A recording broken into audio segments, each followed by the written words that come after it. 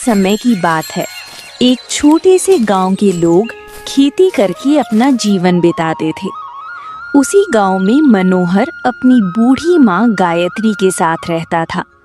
मनोहर की एक बड़ी बहन भी थी।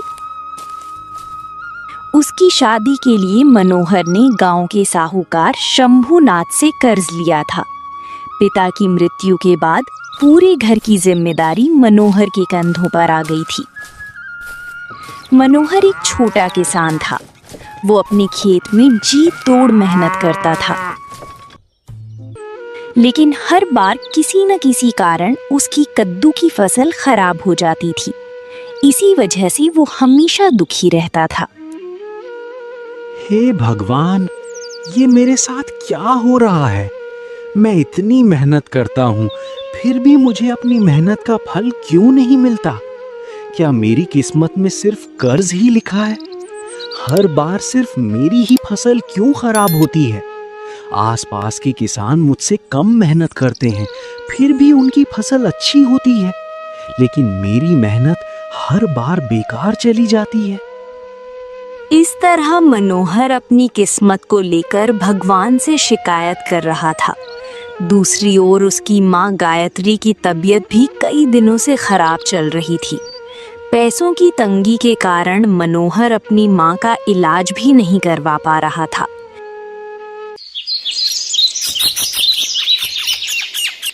एक दिन, माँ आप ठीक तो है ना? चलिए माँ, अब बहुत हो गया। हम गांव के वैद्य जी के पास चलते हैं। आप कब तक ऐसे ही तकलीफ सहती रहेंगी? अरे बेटा, तू ये क्या कह रहा है? मैं बिल्कुल ठीक हूँ। पहले से ही तेरे ऊपर इतना कर्ज है, मेरी वजह से और बोझ मत बढ़ा। तू मेरी चिंता मत कर। माँ, ये आप कैसी बातें कर रही हैं? मैं आपका बेटा हूँ। आपकी देखभाल करना मेरा फर्ज है। चाहे मुझे कुछ भी करना पड़े, मैं आपका इलाज जरूर कराऊंगा। नहीं बेटा, मुझे कहीं नहीं जाना। भगवान करे इस बार तेरी कद्दू की फसल बहुत अच्छी हो, हमारा सारा कर्ज उतर जाए। बस उसी दिन मैं पूरी तरह ठीक हो जाऊंगी। अच्छा माँ, आप तो मानेंगी नहीं। अगर आपको नहीं जाना है तो मत जाइए। मैं वैद्य जी के पास जाकर आपके लिए दवाई लेकर आता हूँ। थोड़ी देर में वापस आ जाऊंगा। इतना कहकर मनोहर घर से निकल गया। वह अपनी माँ के लिए दवाई लेने वैद्य जी के पास पहुंचा। उसके पास जितने भी पैसे थे, उन्हीं से उसने दवाई खरीदी। फिर वो घर लौटकर अपनी बीमार माँ को समय पर दवाई देने लगा।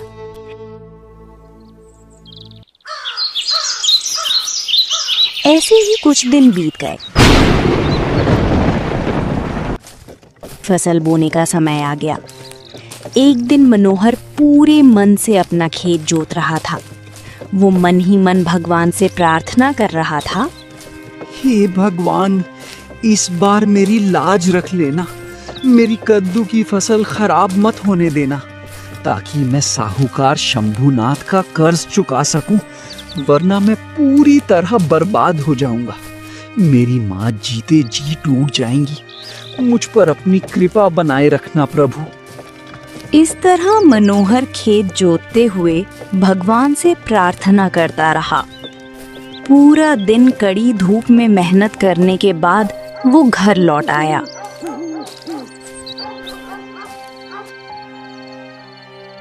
माँ, मैंने पूरा खेत जोत दिया। देखना, इस बार हमारी कद्दू की फसल बहुत अच्छी होगी। सब कुछ ठीक हो जाएगा। साहूकार का कर्ज भी उतर जाएगा और आपका इलाज भी अच्छे से हो जाएगा।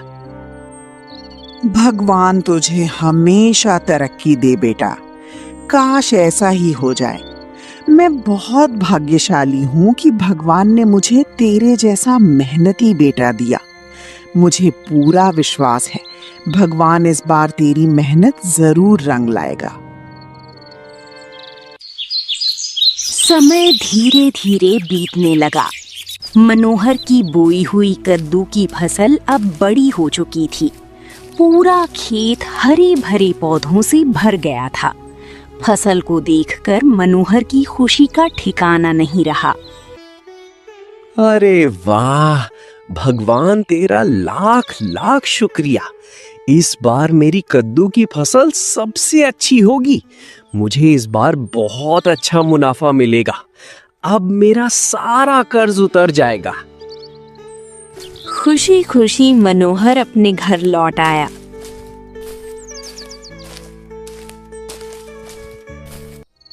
कई दिनों बाद उस रात उसे चैन की नींद आई।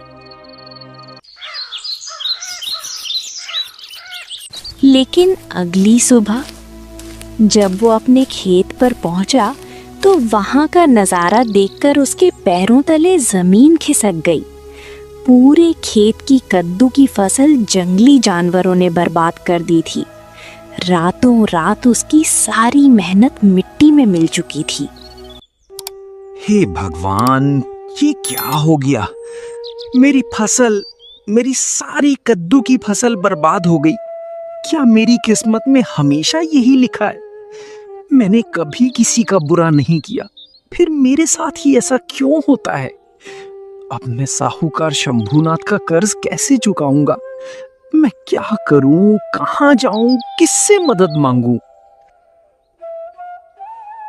मनोहर काफी देर तक खेत में बैठा रोता रहा। फिर उसने खुद को संभाला और अपने मित्र रामलाल के पास जाने का फैसला किया। रामलाल गांव का लोहार था। वो खेती के औजार बनाया करता था। मनोहर उसके पास पहुंचा। मैं बर्बाद हो गया रामलाल। अब मैं क्या करूं? मैं इस जिंदगी से तंग आ गया हूं। मुझे कुछ समझ नहीं आ रहा। अरे क्या हुआ मनोहर भैया? आप इतने परेशान क्यों दिखाई दे रहे हो? क्या बात हो गई? क्या बताऊं भैया, तुम्हें तो पता ही है, मेरी किस्मत ही खराब है। हर बार की तरह इस बार भी मेरी कद्दू की फसल बर्बाद हो गई। पता नहीं रात में जंगली जानवर कहां से आ गए। उन्होंने मेरी पूरी फसल नष्ट कर दी। मेरे पास अब एक फूटी कौड़ी भी नहीं बची। ऊपर से माँ का इलाज भी करवाना है। समझ नहीं आ रहा कि अब सब कैसे होगा। अरे ये तो बहुत बुरा हुआ मनोहर भैया, लेकिन आप चिंता मत करो, एक दिन सब ठीक हो जाएगा। आपकी माँ के इलाज के लिए मैं कुछ पैसे दे देता हूँ, इससे आपकी थोड़ी मदद हो जाएगी। नहीं नहीं रामलाल भाई, मैं अब और कर्ज का बोझ नहीं उठा सकता। पहले से ही बहुत कर्ज है, अब और नहीं। अरे भैया, ये कैसी बातें कर रहे हो? मैं ये पैसे कर्ज समझकर नहीं दे रहा, छोटे भाई की तरफ से मदद समझकर रख लो। तुम्हें मुझे लौटाने की भी जरूरत नहीं है, बस मेरा मान रख लो। रामलाल की बातें सुनकर मनोहर भावुक हो गया। उसने पैसे ले लिए। बहुत बहुत धन्यवाद रामलाल भाई, मैं आपका ये एहसान जिंदगी भर नहीं भूलूंगा। इतना कहकर मनोहर घर लौट आया।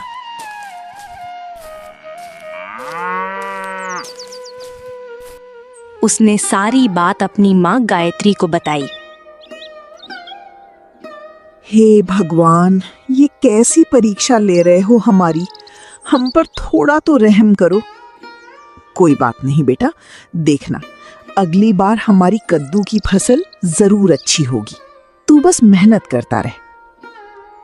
वो सब तो ठीक है माँ, लेकिन आपकी तबीयत भी दिन ब दिन बिगड़ती जा रही है। मैं अभी वैद्य जी को बुला कर लाता हूँ। सबसे पहले आपका इलाज जरूरी है। इतना कहकर मनोहर वैद्य जी को बुलाने चला गया। थोड़ी देर बाद वो वैद्य जी को अपने साथ घर ले आया। वैद्य जी ने गायत्री की अच्छी तरह जांच की, फिर कुछ दवाइयां देते हुए बोले, मनोहर बेटा, चिंता करने की कोई जरूरत नहीं है। मैंने जो दवाई दी है उसे समय पर देते रहना। धीरे धीरे गायत्री पूरी तरह ठीक हो जाएंगी। आपका बहुत बहुत धन्यवाद वैद्य जी। इतना कहकर वैद्य जी वहां से चले गए। अगले दिन रामलाल फिर मनोहर के घर आया। क्या हाल है भैया? अब माँ कैसी हैं? समय पर दवाई दे रहे हो ना? हाँ रामलाल भाई, वैद्य जी ने कहा है कि धीरे धीरे माँ ठीक हो जाएंगी। मैंने कहा था ना, तू चिंता मत कर, सब ठीक हो जाएगा। अगर किसी भी चीज की जरूरत पड़े तो मैं हमेशा तेरे साथ हूँ। माँ तो ठीक हो जाएंगी, लेकिन साहूकार शंभूनाथ का कर्ज कैसे चुकाऊंगा? मेरी कद्दू की फसल तो पूरी तरह बर्बाद हो चुकी है। देख भैया, जहां तक मुझसे होगा मैं तेरी मदद जरूर करूंगा। नहीं भाई, अब मुझे और शर्मिंदा मत करो। तुम पहले ही मेरे लिए बहुत कुछ कर चुके हो, अब और नहीं। अच्छा, तो मेरी एक बात मान, हमारे गांव के सेठ धनाराम के पास जा। वो बहुत अच्छे इंसान हैं। जब मुझे पैसों की जरूरत पड़ी थी तब उन्होंने ही मेरी मदद की थी। वो तेरी भी जरूर मदद करेंगे। रामलाल की बात सुनकर मनोहर ने कुछ देर तक सोचा। आखिरकार उसने सेठ धनाराम से मिलने का फैसला कर लिया। वो सीधे धनाराम की हवेली की ओर चल पड़ा। हवेली पहुंचकर उसने आदर से प्रणाम किया। राम राम सेठ जी। राम राम बेटा, आओ बताओ कैसे आना हुआ, और तुम्हारा चेहरा इतना उदास क्यों लग रहा है? क्या बात है, खुलकर बताओ। ऐसी कोई बात नहीं सेठ जी, बस वो। अरे बेटा, इतना घबरा क्यों रहे हो? जो भी बात है साफ साफ बताओ। फिर मनोहर ने अपनी पूरी कहानी धनाराम को सुना दी। उसकी बातें सुनकर धनाराम भी दुखी हो गए।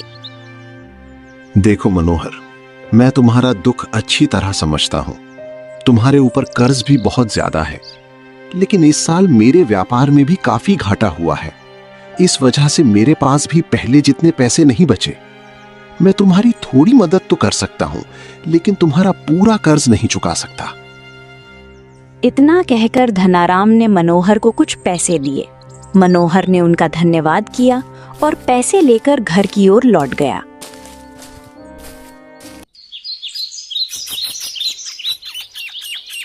रास्ते भर वो सोचता रहा। चलो, कुछ तो पैसे मिल गए, लेकिन इतने पैसों से पूरा कर्ज नहीं चुक पाएगा। एक काम करता हूँ, जो पैसे मिले पहले वही साहूकार शंभूनाथ को दे देता हूँ, बाकी का इंतजाम बाद में करूंगा। ये सोचकर मनोहर सीधे साहूकार शंभूनाथ की हवेली पहुंच गया। मनोहर को देखकर शंभूनाथ मुस्कुराने लगा। अरे आओ मनोहर, कैसे आना हुआ? कहीं पैसे लेकर तो नहीं आए हो? वैसे पैसे आए कहां से होंगे? इस बार भी तुम्हारी कद्दू की फसल तो बर्बाद हो गई थी। जी साहूकार जी, मैं कुछ पैसे लेकर आया हूँ। पूरे पैसे तो नहीं जुटा पाया, लेकिन जितने हैं पहले वही आपको दे देता हूँ, बाकी भी जल्द लौटा दूंगा। अरे वाह, इतने पैसे कहां से ले आए? कहीं चोरी वोरी तो नहीं की? क्योंकि तुम्हारी फसल से तो एक पैसा भी नहीं मिला होगा। नहीं साहूकार जी, मैंने कोई चोरी नहीं की। बहुत मुश्किल से ये पैसे इकट्ठा किए हैं, बाकी पैसे भी जल्द चुका दूंगा। अच्छा, पहले ये पैसे इधर दे और कान खोलकर सुन ले। बाकी के पैसे भी जल्दी लौटा देना, वरना अपनी जमीन मेरे नाम कर देना। और याद रखना, अब तेरे कर्ज का ब्याज 2 गुना हो चुका है। इन थोड़े पैसों से कुछ नहीं होने वाला। साहूकार की बातें सुनकर मनोहर का दिल टूट गया। वो चुपचाप पैसे देकर वापस घर लौट आया।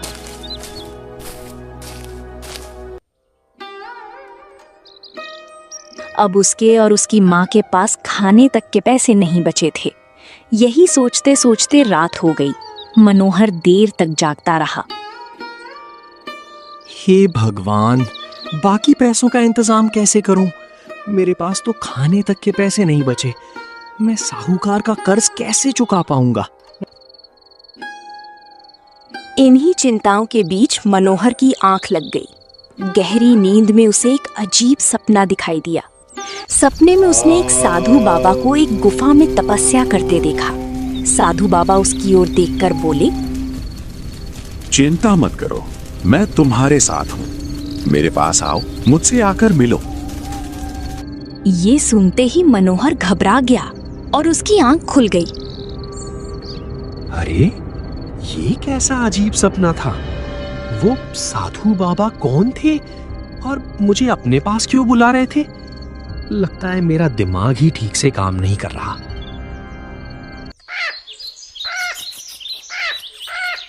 सुबह होते ही मनोहर फिर से अपने कर्ज और परेशानियों के बारे में सोचने लगा। कुछ देर बाद वो अपनी माँ के पास गया। माँ, मुझे आपसे एक बात पूछनी है। क्या हम जो सपने देखते हैं वे सच भी हो सकते हैं? क्या नींद में दिखाई देने वाली बातें कभी वास्तविक होती हैं?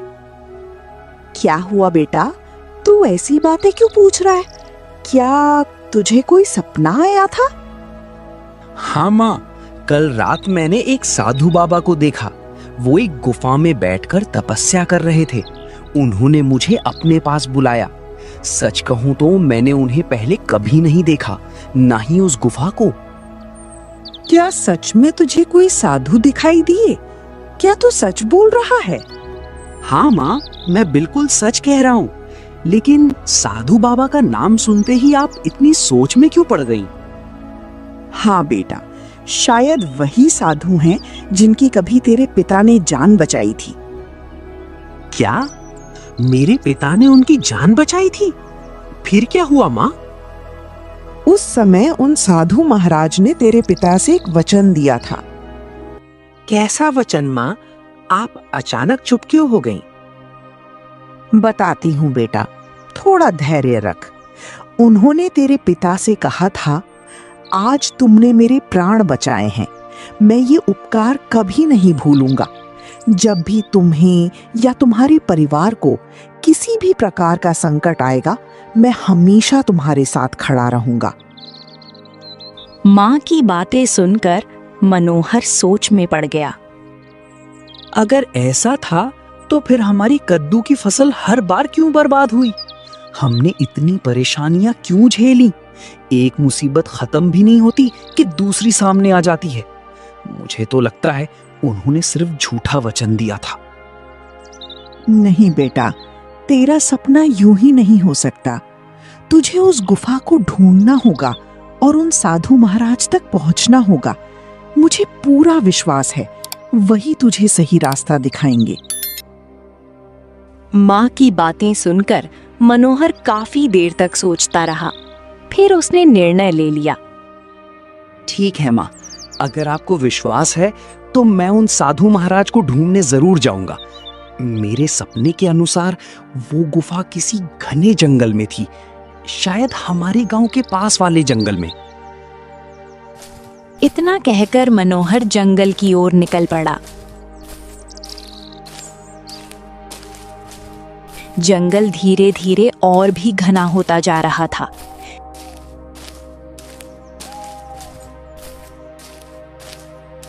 चलते चलते अचानक उसकी नजर एक लोमड़ी पर पड़ी। वो लोमड़ी बेहोशी की हालत में जमीन पर पड़ी थी। मनोहर उसके पास गया। अरे, इस लोमड़ी को क्या हो गया? ये इस हालत में जमीन पर क्यों पड़ी है? मेरी मदद करो, मुझे बहुत तेज प्यास लगी है। प्यास के कारण मुझसे खड़ा भी नहीं हुआ जा रहा। कृपया कहीं से पानी लाकर मुझे पिला दो। अरे, तुम बोल कैसे सकती हो? भला कोई जानवर इंसानों की तरह कैसे बोल सकता है? ठीक है, तुम यहीं रुको, मैं अभी पानी लेकर आता हूँ। इतना कहकर मनोहर पानी की तलाश में निकल गया। थोड़ी दूर जाने पर उसे एक तालाब दिखाई दिया।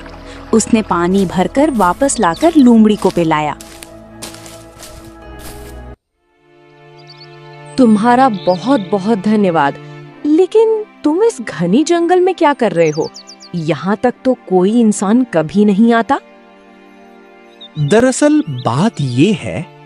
इसके बाद मनोहर ने अपनी पूरी कहानी लोमड़ी को सुना दी। सब कुछ सुनने के बाद लोमड़ी मुस्कुराई। अच्छा, तो तुम उन साधु महाराज की खोज में निकले हो। मुझे पता है वो कहाँ रहते हैं। मैं इस पूरे जंगल से अच्छी तरह परिचित हूँ। आओ मेरे साथ चलो।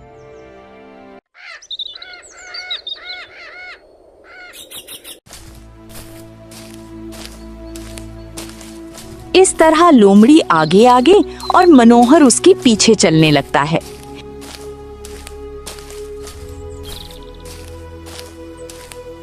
काफी दूर चलने के बाद एक पुरानी सी गुफा दिखाई देती है।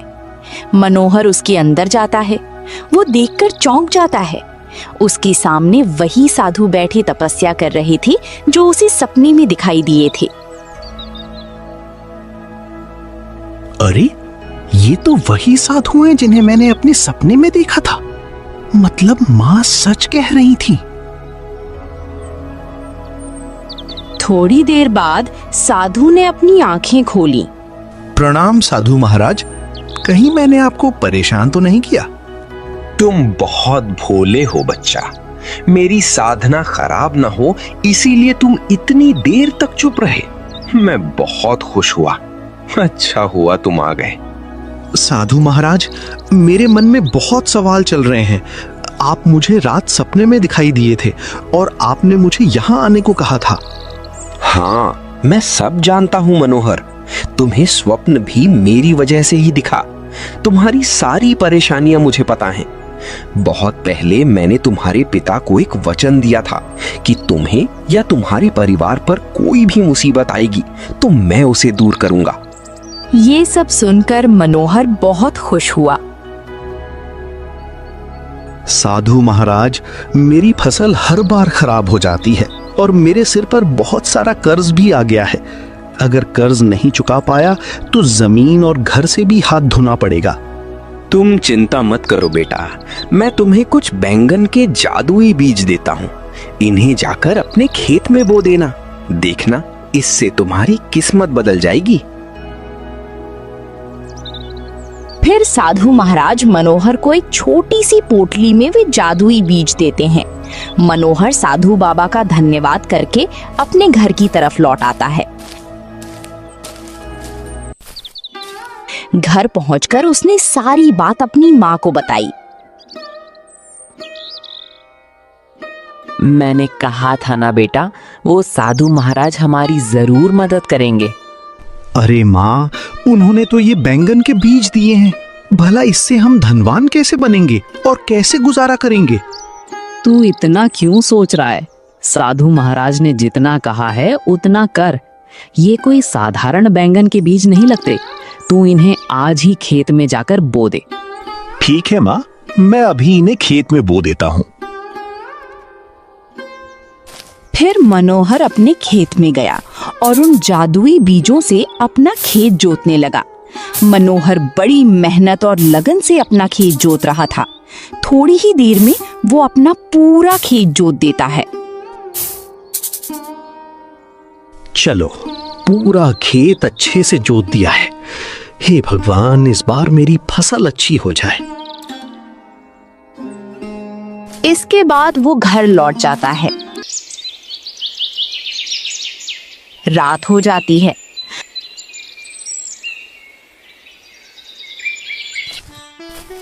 अगली सुबह जब मनोहर अपने खेत पर गया तो सामने का नजारा देखकर वो काफी खुश हो गया। उसके खेत में रातों रात बैंगन के पौधे उगाए थे और उन पर बड़ी बड़ी बैंगन लगे हुए थे। अरे, ये क्या? इतनी जल्दी ये बैंगन के पौधे कैसे उग गए? इसका मतलब ये जादुई बीज बहुत शक्तिशाली हैं। इसी हिसाब से मेरी फसल होती रही तो मैं इन्हें बेचकर सारा कर्ज चुका दूंगा और अपनी माँ को सुखी जीवन दे पाऊंगा। तेरा लाख लाख शुक्र है भगवान। मनोहर ने सारे बैंगन तोड़े और उन्हें बाजार ले जाकर बेचने लगा।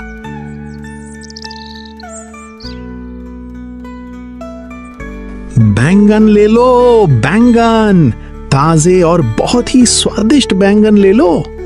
उसके बैंगन सबसे अलग थे, बड़े भी और ताजे भी। उन्हें देखकर लोगों की भीड़ जमा होने लगी।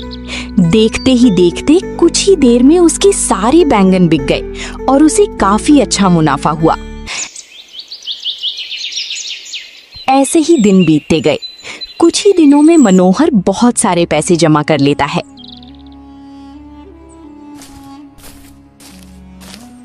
वो पैसे लेकर सीधा उस लालची साहूकार के पास जाता है। साहूकार जी, आपके सारे पैसे का इंतजाम हो गया है। अच्छा, इतनी जल्दी इतने सारे पैसे कहां से आ गए तुम्हारे पास? ऐसा क्या किया तुमने? कहां से आएंगे साहूकार जी? किसान हूं, खेती करके ही आए हैं। ये सुनकर साहूकार शंभुनाथ हैरान रह गया और मन ही मन सोचने लगा, मैं तो हर बार इसकी फसल खराब कर देता था, इस बार इसकी फसल कैसे हो गई, वो भी इतनी जल्दी? ये कैसे हो सकता है? नहीं नहीं, ये झूठ बोल रहा है शायद। कहां खो गए साहूकार जी? नहीं नहीं, लाओ मेरे पैसे लाओ, अब तुम जा सकते हो यहां से। कर्ज के सारे पैसे सूद समेत देकर मनोहर अपने घर आ गया। वो बहुत खुश था। उधर साहूकार सोचने लगा, अरे ये कैसे हो सकता है? भला एक दिन में फसल आ जाना? कुछ तो गड़बड़ है, मुझे इसका पता लगाना होगा। आखिर माजरा क्या है? असल में साहूकार शंभुनाथ ही हर बार मनोहर की फसल खराब कर देता था ताकि वो कभी कर्ज न चुका पाए और उसकी सारी जमीन उसकी हो जाए। लेकिन इस बार रातों रात फसल हो गई थी। ये देखकर साहूकार हैरान था।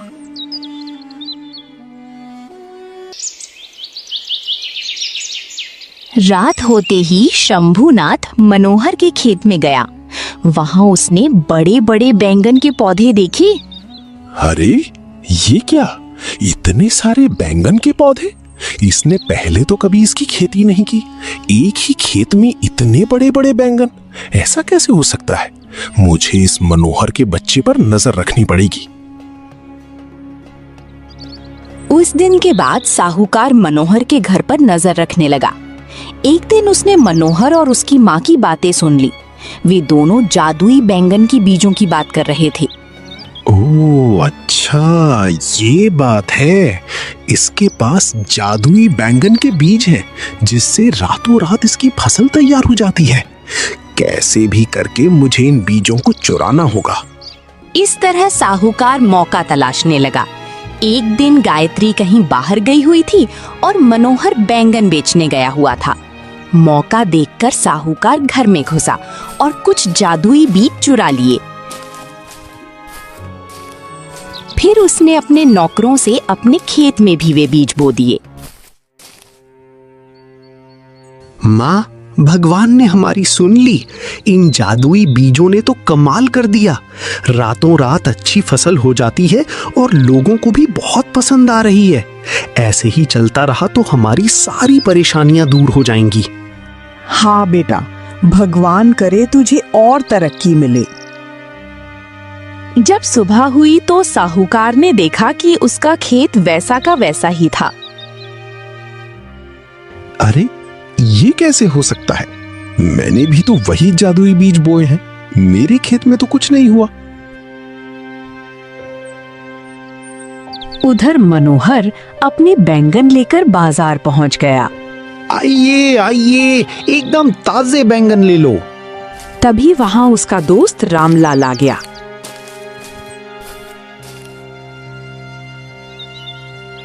अरे मनोहर भाई, तुम ये बैगन कब से बेचने लगे? इसकी खेती कब शुरू की? भैया, बस ऊपर वाले की मेहरबानी है। इससे मेरा सारा कर्ज भी चुक गया। ये तो बहुत अच्छी बात है मनोहर भैया। लाओ मुझे भी 1 किलो बैगन दे दो। बहुत दिनों से बैंगन का भरता नहीं खाया। हाँ हाँ भैया, ले जाइए, जितने चाहिए उतने ले जाइए, और पैसे देने की भी जरूरत नहीं है, आप तो अपने हैं। वहीं खड़ा खड़ा साहूकार शंभुनाथ ये सब देख रहा था। उसे अब मनोहर से जलन होने लगी थी, लेकिन वो कुछ नहीं कर सकता था। लेकिन अगले दिन जब साहूकार अपने खेत में जाकर देखता है तो उसके खेत में भी बहुत से बैंगन के पौधे उगाए थे। ये देखकर साहूकार बहुत खुश हो जाता है। अरे वाह, आखिरकार मेरे खेत में भी बैंगन उगाए। अब मैं इन्हें खुद नहीं बेचूंगा बल्कि छोटे व्यापारियों को दूंगा, जिससे मुझे ज्यादा मुनाफा होगा। मनोहर बेटा, अब तेरी उल्टी गिनती शुरू। साहूकार सारे बैंगन सेठ हुकुमचंद को बेच देता है। ये लो सेठ हुकुमचंद, इस बार इन्हें बेचकर तुम्हें बहुत मुनाफा होगा। जाओ जाओ, मुझे याद करोगे। लेकिन तुमने इन बैंगनों की खेती कब की? इतनी जल्दी इतने सारे बैंगन कहां से आ गए? तुम सिर्फ आम खाओ, गुठलियां मत गिनो। ये सुनकर सेठ हुकुमचंद वहां से चला गया और बाजार में बैंगन बेचने लगा। जब रामलाल ने सेठ हुकुमचंद को बैंगन बेचते देखा तो वो उसके पास गया। वाह वाह, इस बार बैंगन का धंधा भी शुरू कर दिया। वैसे आपको इतने सारे बैंगन कहाँ से मिले? अरे लेना है तो लो, नहीं तो बकवास मत करो और चलते बनो। ये सुनकर रामलाल सोच में पड़ गया और वहां से चला गया। बड़ी अजीब बात है, मनोहर ने बैंगन की खेती की और बिल्कुल वैसे ही बैंगन ये सेठ हुकुमचंद बेच रहा है। इन व्यापारियों का कुछ नहीं हो सकता। अब ये सब मनोहर से ही पूछना पड़ेगा। इतना कहकर वो मनोहर के घर गया। अरे भाई मनोहर, एक बात बता, तूने सेठ हुकुमचंद को बैंगन बेचे थे क्या? नहीं, मैंने तो ऐसे किसी को बैंगन नहीं बेचे। वो तो आए ही नहीं, मैं उन्हें क्यों बेचूंगा? अरे आज मैंने देखा कि बाजार की दूसरी तरफ सेठ हुकुमचंद तेरे जैसे ही बैंगन बेच रहा था। ये सुनकर मनोहर सोच में पड़ गया। अच्छा, ऐसी बात है। हो सकता है वो किसी दूसरे बाजार से लाकर बेच रहे हो, इसका मुझे नहीं पता। ऐसे ही वो दिन बीत गया। अगले दिन सुबह जैसे ही सेठ हुकुमचंद ने देखा कि उसके सारे बैंगन सड़ चुके हैं, उसका चेहरा गुस्से से लाल पीला हो गया। जिन जिन लोगों ने उससे बैंगन खरीदे थे, उनके बैंगन भी सड़ गए। इस साहूकार शंभुनाथ ने मुझे मूर्ख बनाया। मैं इसे छोड़ूंगा नहीं। अभी जाकर इसकी खबर लेता हूँ। गुस्से में वो साहूकार शंभुनाथ की हवेली पहुंच गया। साहूकार जी, आप मेरे साथ ऐसा करेंगे मैंने सोचा नहीं था। मुझे आपसे ये उम्मीद नहीं थी। मैं ही मिला था आपको मूर्ख बनाने के लिए। अरे अरे, क्या हुआ? ऐसे क्यों बोल रहे हो? इतना गुस्सा क्यों हो रहे हो? गुस्सा नहीं तो क्या करूं? तुमने मुझे बेवकूफ समझ रखा है। जो बैगन तुमने मुझे दिए थे वे सारे सड़ गए। अरे ऐसे कैसे हो सकता है? मैंने तो ताजे तोड़ कर दिए थे। इतनी जल्दी कैसे खराब हो सकते हैं? वो सब मुझे नहीं पता। नुकसान तो मेरा हुआ है।